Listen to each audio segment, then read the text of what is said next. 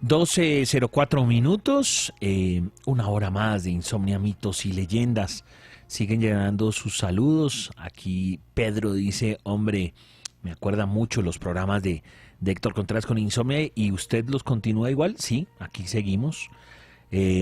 Aquí Maritza me dice, Chancho, muy bueno el contenido que tienes en tu canal de YouTube, ojalá sigas subiendo más cosas de lo que se hace en Insomnia, Mitos y Leyendas. Sí, todo lo que está en la Insomnia tradicional o en la Insomnia, Mitos y Leyendas la pueden ir a auscultar, y muchas entrevistas también en @elchancho414 en todas mis redes, pero sobre todo, como dice ella, en el canal de YouTube.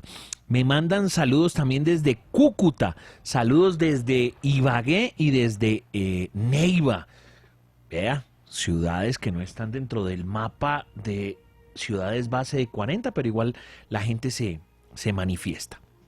Voy a ir con un invitado muy especial al teléfono y quiero que, si ustedes tienen alguna pregunta para hacerle al invitado, pues lo hagan a través del numeral Insomnia los 40, donde ahí siempre se reporta nuestro amigo Jair Chaux, nuestro amigo Beltrán, que también dejan con el numeral Insomnia los 40 mucho contenido interesante para que vayan y lo miren allá.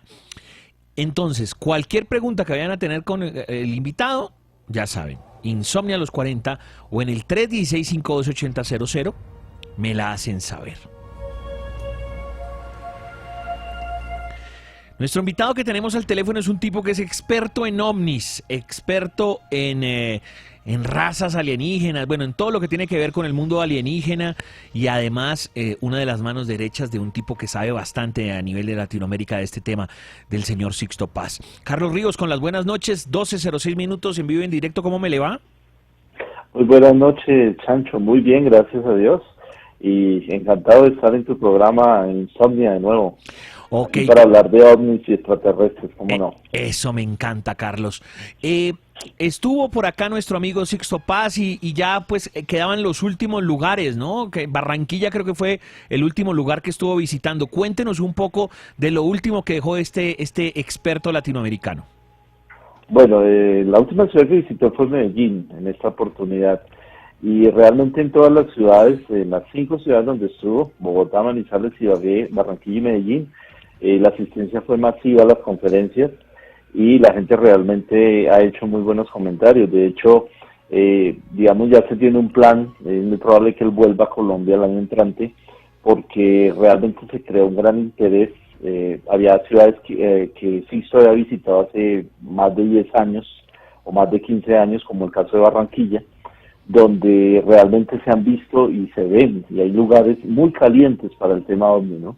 Entonces la gente reportó muchas situaciones, avistamientos, cosas que han vivido durante muchos años, mucho tiempo, y hay una zona cerca de Barranquilla, efectivamente, donde varios de los grupos de contacto han tenido experiencias muy interesantes. Entonces, pues el tema está mucho más vigente que antes, mucho más activo, y aquí también en Bogotá estamos yo creo que a 2 semanas, una semana, de convocar a la gente que quiera pertenecer a los grupos de contacto, que quiera saber un poco más del tema, y particularmente del tema OVNI desde el punto de vista de la experiencia de contacto que hemos tenido a lo largo de 45 años en este tipo de camino, llamémoslo así, de investigación, que también es investigación, pero que también es experiencial, ¿no? Que tiene que ver con la razón fundamental del por qué ellos, o al menos estas razas que se han contactado de esta manera, están visitándonos y para qué nos están visitando, ¿no? Y que tiene que ver mucho con el despertar de conciencia de la humanidad.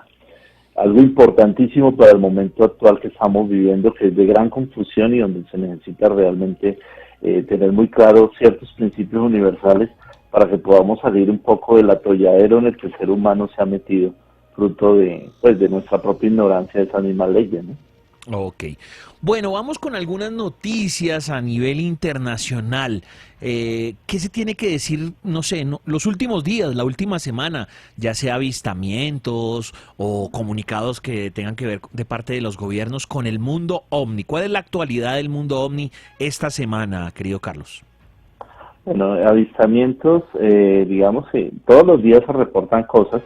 Lo que ocurre es que mientras el reporte llega, se hace el análisis y se verifica que realmente haya veracidad en lo que se ha manifestado, puede pasar días, ¿no?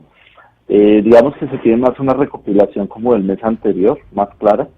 Sigue dando mucho que hablar lo que afirmó la Marina de los Estados Unidos hace un tiempo respecto a la, digamos, confirmación de que ellos han observado objetos y que han visto cosas que están registradas además en grabaciones y por medio de sus sensores de alta tecnología, objetos que no pueden describir, o por lo menos ellos no pueden decir que sean conocidos, por lo tanto son objetos voladores no identificados. De ahí a decir que son naves extraterrestres, pues también hay otro abismo, ¿no? Pero digamos que ya es un principio interesante.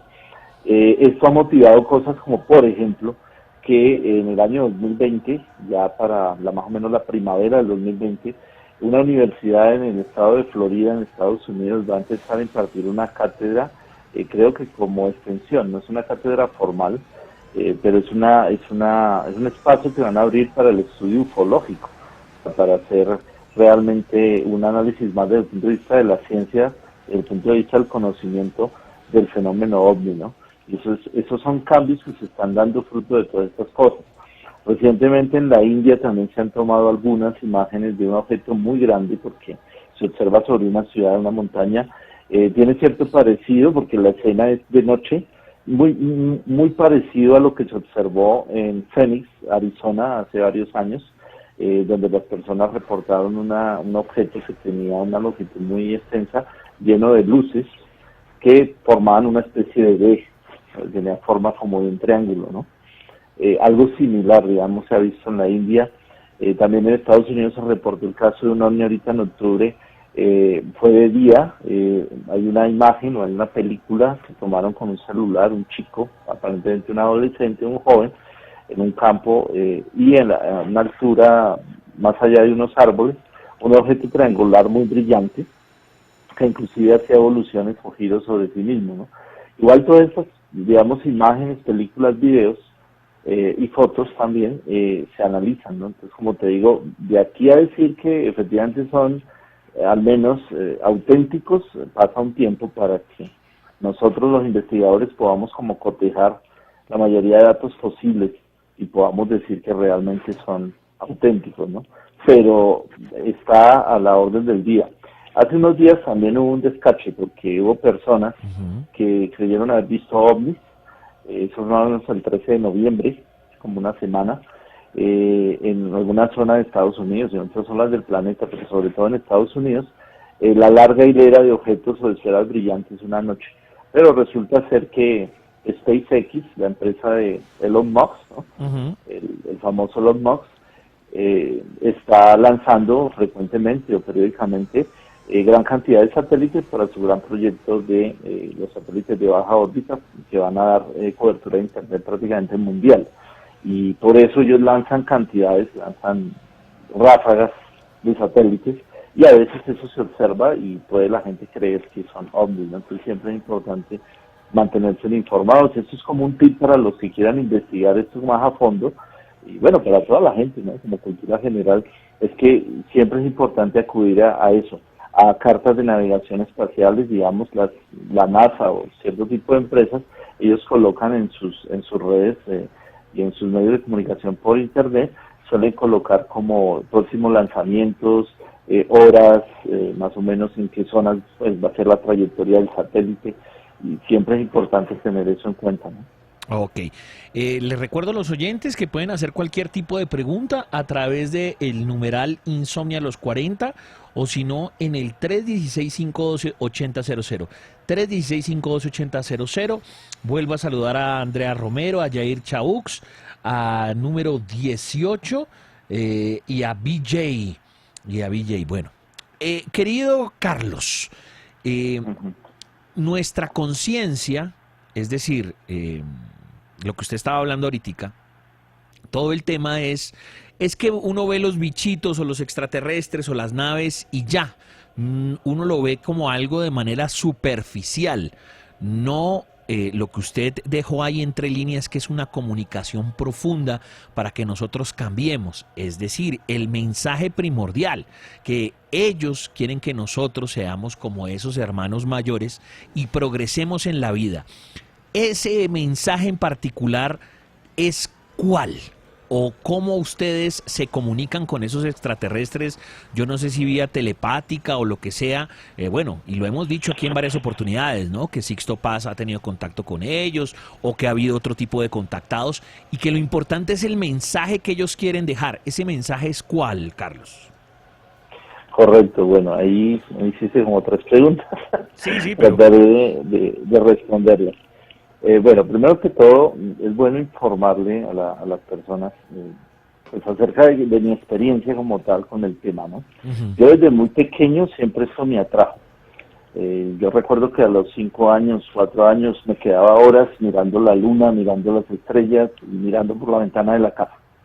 Y pensaba en eso, que había otros planetas, que había otros seres. Digamos que ya esa fue una semilla, ¿no?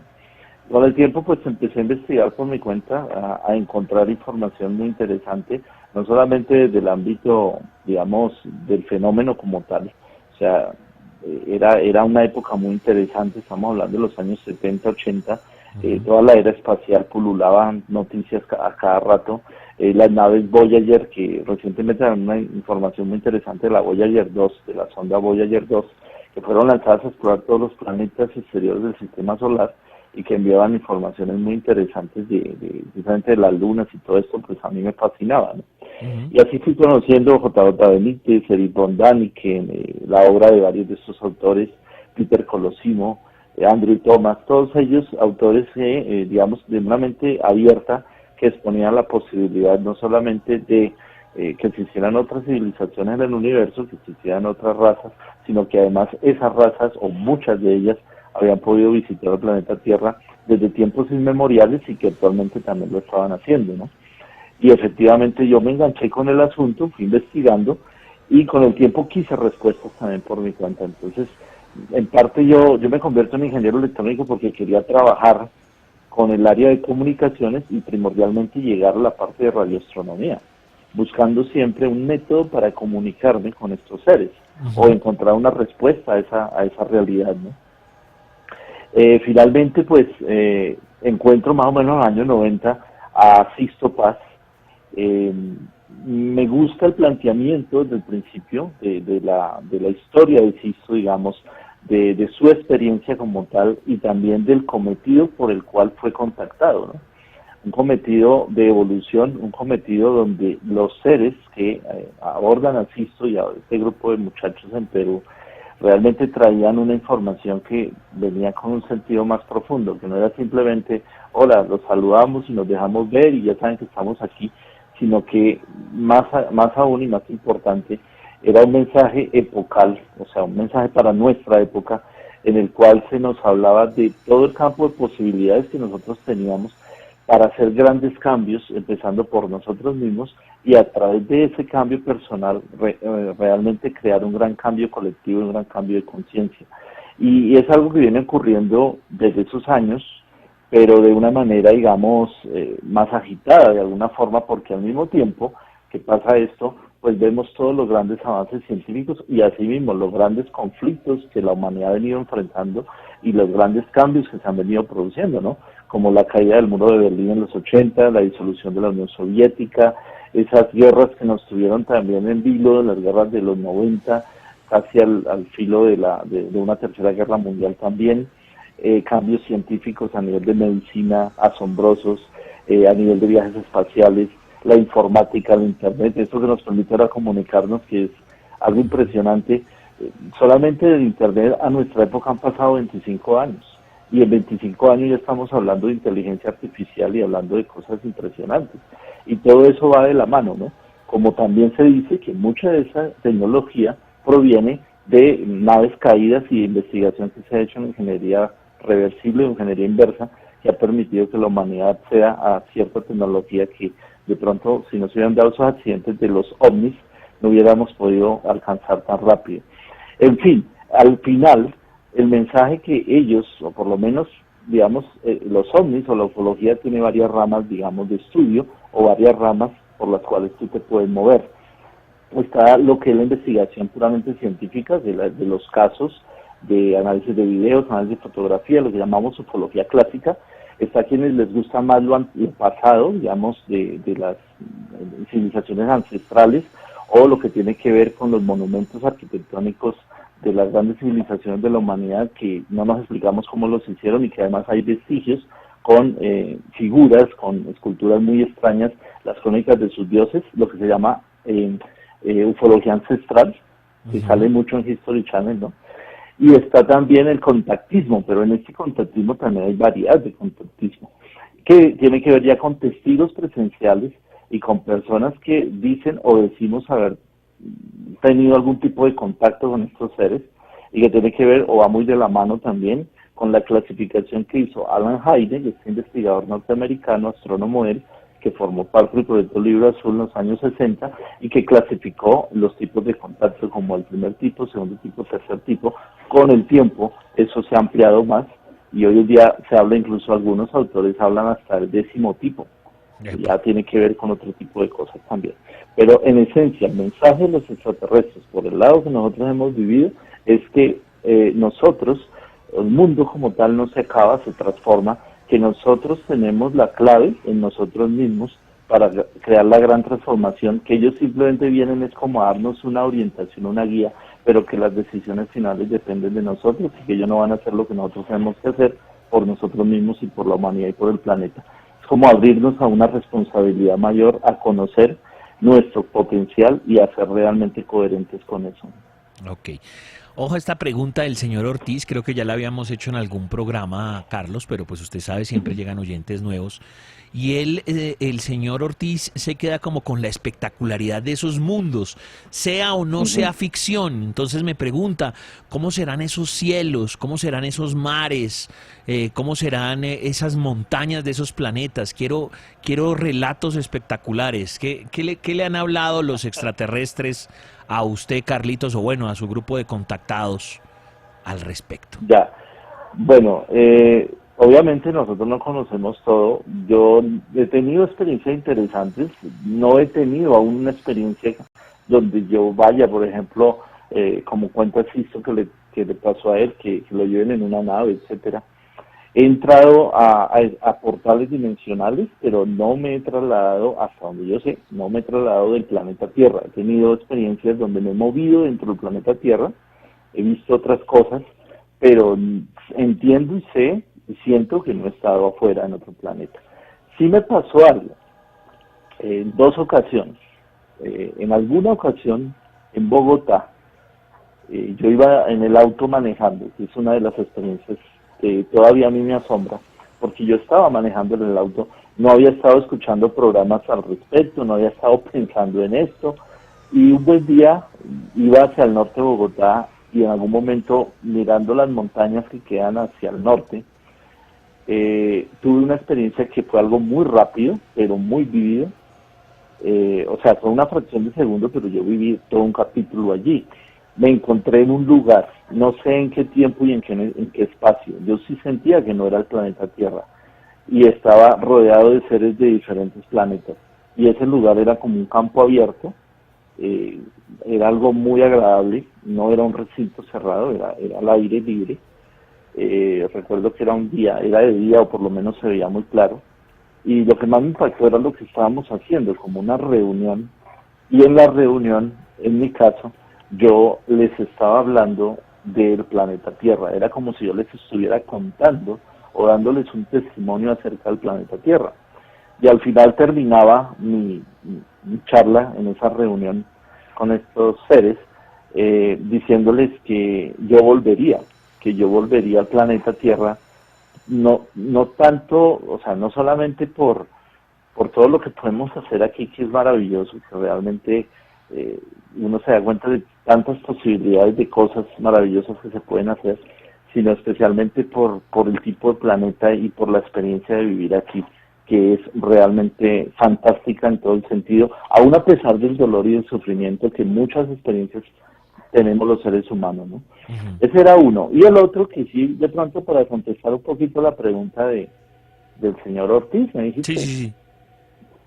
Es con relación a una experiencia, eso sí fue un sueño.